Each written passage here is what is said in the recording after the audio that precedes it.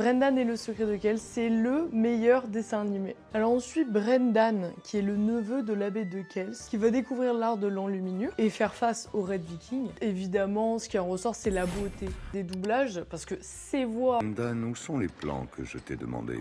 C'est un miracle de mon incroyable forêt.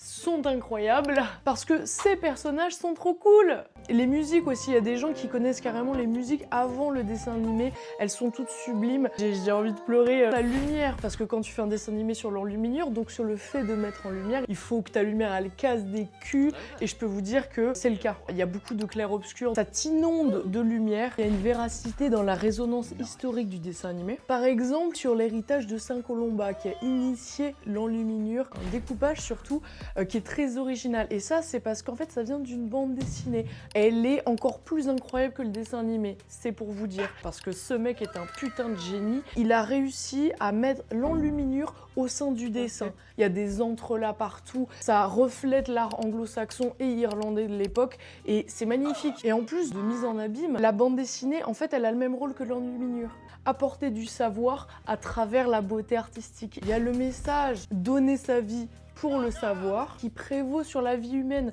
parce que le savoir et l'art sont éternels. Ah là là! Révéler la beauté de la nature. C'est pour ça que Brendan peut devenir un grand enlumineur. C'est parce que il a cette relation très spéciale avec la nature, qui est symbolisée par Aisling, qui est une esprit de la forêt, qui est pure, un guide spirituel. Leur relation, c'est la représentation de l'équilibre naturel entre l'homme et l'environnement. Et c'est aussi pour ça que son oncle ne participe pas à l'enluminure. Il s'est barricadé pour se protéger des Vikings, mais en faisant ça, il s'est coupé du lien naturel. Il s'est focalisé sur la protection au lieu de la transmission. Il aura des regrets toute sa vie, jusqu'à son lit de mort.